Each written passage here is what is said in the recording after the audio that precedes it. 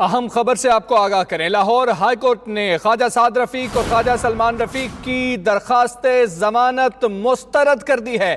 خواجہ برادران کی درخواست ضمانت کو مسترد کر دیا گیا ہے۔ ڈویژن بینچ کی جانب سے یہ سماعت ہوئی، 2 رکنی بینچ نے سماعت کی۔ یہ فیصلہ محفوظ کیا گیا تھا جو اب سنایا گیا ہے اور درخواست ضمانت مسترد کر دی گئی ہے۔ بات کریں گے، شکیل سعید ہمارے ساتھ موجود ہے۔ شکیل، تفصیلاً بتائیے گا، کیا دلائل دیے گئے تھے وکلاء کی جانب سے؟ مختصر فیصلہ سامنے آیا، کیوں مسترد کی گئی؟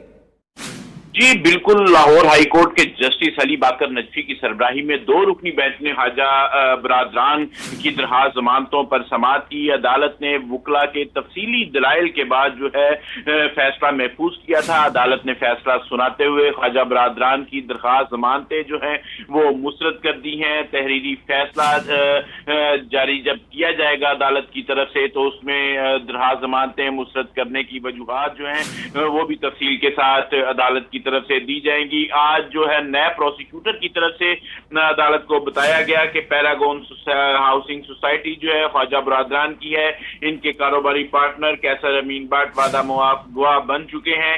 اثاثہ جات سے متعلق خواجہ برادران کی انکوائری پرائز بانڈ نکلنے کی بنا پر ختم کر دی گئی تھی، جس پر عدالت نے استفسار کیا تھا کہ پرائز بانڈ کا انکوائری سے کیا تعلق ہے، بانڈ کتنے کے نکلے۔ عدالت کو بتایا گیا کہ آمدن سے زائد اثاثہ جات کی انکوائری 48 ملین کے بانڈ نکلنے پر ختم کی گئی تھی۔ یہ خواجہ برادران کی خوش قسمتی تھی کہ ان کے بانڈ نکلے۔ پیراگون نے غیر قانونی اسکیم ٹی ایم اے نے اسکیم کی عبوری طور پر منظوری دی تھی۔ ایل ڈی اے نے پیراگون کی منظوری کی درخواست جو ہے وہ مسترد کر دی تھی۔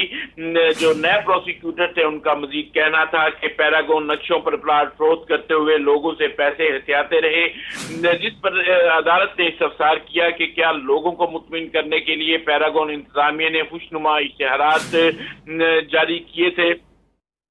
نئے پروسیکیوٹر نے عدالت کو بتایا کہ پیراگون نے 1000 کنال کی اسکیم غیر قانونی طور پر 7000 کنال تک پھیلا دی۔